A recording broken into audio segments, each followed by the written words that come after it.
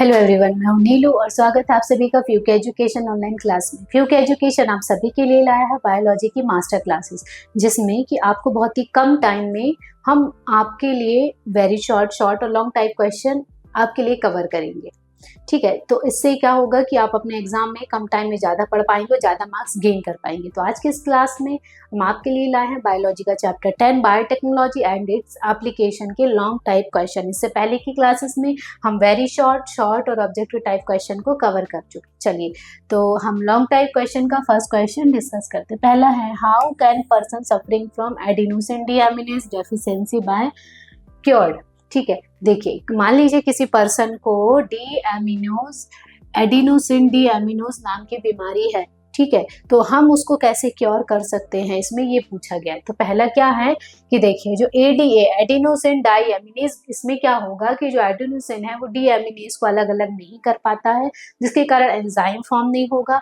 Enzyme form नहीं होगा तो उससे रिलेटेड बीमारी हो जाएगी। और बीमारी कौन सी होती है इस वाली डिसीज में? तो होगा ये कि हमारा इम्यून सिस्टम बहुत ही वीक हो जाएगा। वीक होने का मतलब है कि मान लीजिए जैसे अगर जिस भी पर्सन को ये वाली बीमारी है तो वो क्या करेगी, मान लीजिए उसने ये पेन भी टच कर लिया ना, तो इस पेन के ऊपर जितने भी माइक्रोब होंगे उनके थ्रू वो बीमार हो जाएगा पर्सन, और इतना ज्यादा बीमार हो जाएगा कि उसकी डेथ भी हो जाएगी। तो 1990 में 14 सितंबर 1990 में 1990 में, ठीक है, कब? सितंबर। कौन सा सितंबर? 14। डेट याद नहीं भी रहती, मंथ भी याद नहीं होता तो कोई बात नहीं, ईयर याद रह जाए तो ज्यादा ठीक है।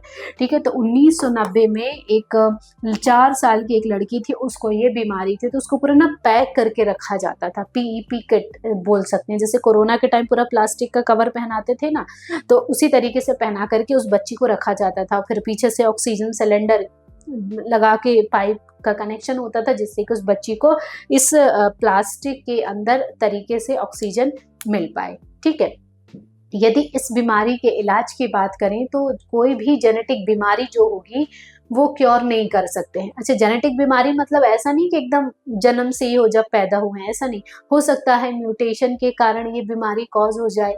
तो यदि मान लीजिए ये बीमारी जन्म से ही है, तब हम क्या करेंगे, फर्टिलाइजेशन के बाद में जब कोई बच्चा सिंगल सेल का होगा तो उसमें जीन एडिटिंग कर देंगे और फिर उस बीमारी से उस बच्चे को हम बचा लेंगे।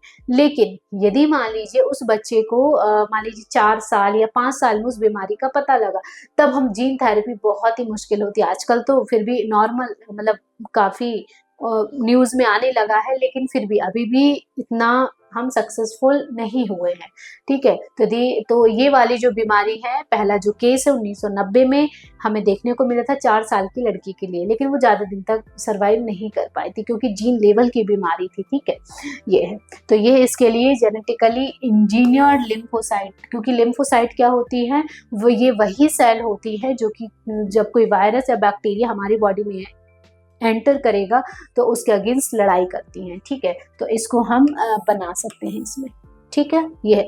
या फिर एक और तरीका है इसका, हम बोन मैरो ट्रांसप्लांट कर दे जिससे लिम्फोसाइट प्रोड्यूस होने लगे। लेकिन बोन मैरो भी कब? एकदम क्लोज रिलेशन, मतलब भाई बहन, बहन बहन, ठीक है, या फिर भाई बहन, इस तरीके से बिल्कुल सगे होने चाहिए। हम पेरेंट्स का नहीं ले सकते क्योंकि पेरेंट्स कहीं और चाहिए, इसीलिए। ठीक है, तो अगर मान लीजिए कोई सिंगल चाइल्ड है तब बोन मैरो का तो सवाल ही नहीं उठता है। तो इसका एकमात्र तरीका है या तो हम जीन थेरेपी कर लें या तो बोन मैरो ट्रांसप्लांट कर लें। ठीक है, ये है। तो बोन मैरो ट्रांसप्लांट, ये कुछ इसके तरीके हैं। चलिए, नेक्स्ट क्वेश्चन है, ट्रांसजेनिक एनिमल क्या होते हैं? तो ट्रांसजेनिक एनिमल क्या होते हैं? ऐसे एनिमल जिनको के जीन को मॉडिफाई किया गया है। जैसे मान लीजिए कोई गाय है, ठीक है, और वो कम दूध निकाल रही है, तो हम क्या करें, जो मिल्क प्रोडक्शन होने वाला जीन है उसमें थोड़ी सी छेड़छाड़ कर दे जिससे कि ज्यादा मिल्क प्रोड्यूस हो। तो अब क्या होगा कि वो जो गाय है वो ट्रांसजेनिक गाय बन होगी, वो बिल्कुल नॉर्मल गाय की तरह। ठीक है, ये हो गया। तो ऐसे एनिमल जिनको में हम कुछ जेनेटिकली चेंजेस करेंगे जीन ऑफ इंटरेस्ट को लेकर के, तो उनको हम बोलते हैं ट्रांसजेनिक एनिमल। ठीक है, अब इनका 4 कोई ऐसे एरिया बताइए जिनमें ट्रांसजेनिक एनिमल का इस्तेमाल किया जाता है। तो किस किस में इस्तेमाल किया जाता है? तो पहला, मानव रोगों के अध्ययन के लिए इसका इस्तेमाल किया जाता है। जैसे मान लीजिए हमारी मेंटल स्टेटस को चेक करना है, ठीक है, तो अब वो एक्सपेरिमेंट हम पे तो नहीं करेंगे ना, तो वो किस पे करेंगे, चूहों पे करेंगे, क्योंकि चूहे जो होंगे वो जल्दी रिजल्ट, मतलब चूहों के जो बच्चे हैं हमें 2-4 महीने में बहुत सारे बच्चे मिल जाएंगे चूहे के, तो उन पे हम रिजल्ट को आसानी से स्टडी कर सकते हैं, लेकिन हमारे ऊपर कोई स्टडी नहीं कर सकता है। ठीक है, तो ये है, तो कि इसका इस्तेमाल मानव रोगों के अध्ययन के लिए किया जाता है। दूसरा, यदि मान लीजिए हमने कोई नई वैक्सीन बनाई है, कोई सी भी नई वैक्सीन, तो उसका सबसे पहले परीक्षण चूहों पे ही किया जाता है। ठीक है, चलिए नेक्स्ट है कि जैसे हमें यदि पता करना है कि ये जो जीन है वो किस तरीके से काम करता है, यदि उस जीन को हम वहाँ से हटा दें, एक और ऐड कर दें, रिप्लेस कर दें, तो क्या असर होगा उसके प्रोटीन फॉर्मेशन पे, तो जीन एक्सप्रेशन को चेक करने के लिए भी इन एनिमल्स का इस्तेमाल किया जाता है। देखिए कितने सारे एनिमल हैं, ये देखिए, जैसे कि ये है हैन है, ठीक है, ये मुर्गे हैं, तो इनका इस्तेमाल मतलब मीट की क्वालिटी को इंक्रीज करने के लिए इनको मॉडिफाई किया गया है। अब देखिए ये भेड़ है, शीप है, ये पूरी तरीके से ढकी हुई है, केवल इतना सा मुंह दिख रहा है, जिसमें क्या है कि जो शीप है वो मान ली ज्यादा वूल यानी ऊन को प्रोड्यूस करे, इसके लिए इसके जीन को मॉडिफाई कर दिया गया है। ये देखिए ये हैं तो ये पिग हैं, लेकिन पिग क्या इनके माउथ क्या है, अलग अलग हैं, तो कलर के जीन को चेंज किया गया है इनकी भी मीट कैपेसिटी को बढ़ाने के लिए। देखिए इसको हम हिंदी में हमारे आसपास बहुत सारी ऐसी गाय देखने को मिल जाती है, इनको हम बोलते हैं जर्सी गाय। ठीक है, क्या बोलते हैं, जर्सी गाय। तो ये ना जेनेटिकली मॉडिफाइड की गई ये वाली गाय है, जिससे कि ज्यादा से ज्यादा मिल्क का प्रोडक्शन हो सके। ठीक है, देखिए ये जो है चूहे हैं, ये दोनों सेम मतलब सगे चूहे हैं, भाई बहन या भाई भाई बोल सकते हैं इनको। देखिए दोनों में कलर का डिफरेंस है। ठीक है, तो इन एनिमल को हम बोलेंगे ट्रांसजेनिक एनिमल। आप कुछ पॉइंट और अपने तरीके से ऐड कर सकते हैं इसमें। चलिए नेक्स्ट क्वेश्चन है कि बायोटेक्नोलॉजी के ऐसे 5 एरिया बताइए जहाँ पे जो जिसने ह्यूमन जीवन को प्रभावित किया है बायोटेक्नोलॉजी ने। ठीक है, तो किन किन को अफेक्ट किया है पहले वो देख लेते। देखिए जेनेटिकली मॉडिफाइड क्रॉप का प्रोडक्शन किया है, जिससे कि बहुत ज्यादा प्रोटीन मतलब हमें न्यूट्रिशन वाला खाना मिलना शुरू हो गया है। दूसरा क्या किया है, रिकॉम्बिनेंट वैक्सीन बनाई है, जिससे कि हम कई सारे वायरस बैक्टीरिया से बच सकते हैं। ठीक है, तीसरा क्या बताया है कि ये जो है जीन थेरेपी में भी इसे हम कर सकते हैं। जीन थेरेपी किस लिए होती है, किसी भी डिसीज को क्योर करने के लिए कि वो डिसीज आगे ना पास हो। ठीक है, और क्या कर सकते हैं, जेनेटिकली इंजीनियर्ड जो माइक्रोब्स होंगे उनका प्रोडक्शन कर सकते हैं, जो कि एनवायरमेंट के पोल्यूशन को कम करेंगे। जैसे आप लोगों ने सुना होगा एक नया शब्द मार्केट में है, प्लास्टिक पॉल्यूशन।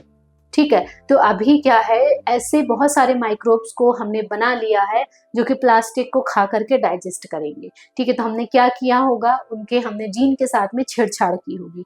ठीक है, अच्छा अब क्या है कि हमने ऐसे ट्रांसजेनिक एनिमल बनाए हैं जिनको खाने से हमें हमारी जो प्रोटीन की कमी है वो दूर हो जाएगी। तो अभी हमने पिछले ही क्वेश्चन में इसको डिस्कस किया था। ठीक है, तो आप इस तरीके से चाहें तो और कई सारे ऑप्शन इसमें ऐड कर सकते हैं। चलिए फोर्थ क्वेश्चन है, रिकॉम्बिनेंट इंसुलिन का क्या इस्तेमाल है। देखिए रिकॉम्बिनेंट इंसुलिन का मतलब इंसुलिन का एक टाइप का हार्मोन है। ठीक है, अब ये जो हार्मोन है इसके लिए मतलब इस टेक्निक के आने के पहले बहुत सारी जो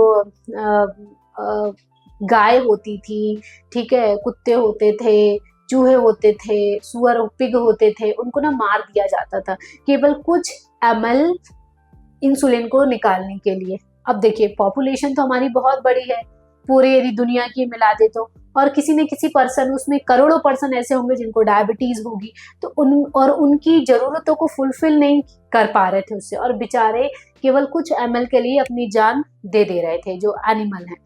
ठीक है, तब ये डिसाइड हुआ कि हम क्यों ना बायोटेक्नोलॉजी की हेल्प से इसको बनाएं।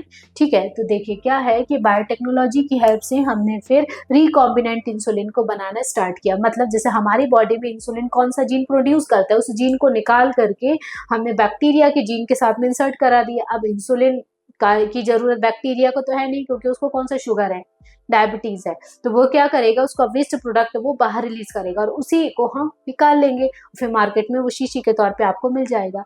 ठीक है, तो देखिए इसका पहला क्या होगा, नो एनिमल आर स्लजर प्रोडक्शन, मतलब इसके उत्पादन के लिए किसी भी एनिमल की का वध नहीं किया जाएगा। दूसरा, यदि मान लीजिए अच्छा मार्केट में जैसे पहले के टाइम में जब इंसुलिन को निकाला जाता था तो हमें तो ठीक है मिल गया, लेकिन हमें नहीं पता होता था कि जिस एनिमल से इंसुलिन को लिया है कहीं वो कोई बीमारी से तो नहीं मिला।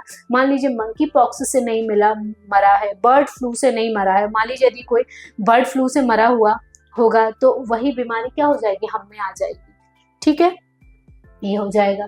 अब क्या होता है कि जब भी हम किसी एनिमल को मारते हैं तो उसमें कुछ हार्मोनल और कुछ एंजाइमेटिक चेंजेस होते हैं, उन चेंजेस का असर उस इंसुलिन पे भी पड़ेगा। तो हो सकता है वो हमारे लिए लाभकारी ना हो सकता है कि हमें और बीमार कर दे, तो कुछ भी हो सकता है। ठीक है, तो ये no cost effective, it is cost effective.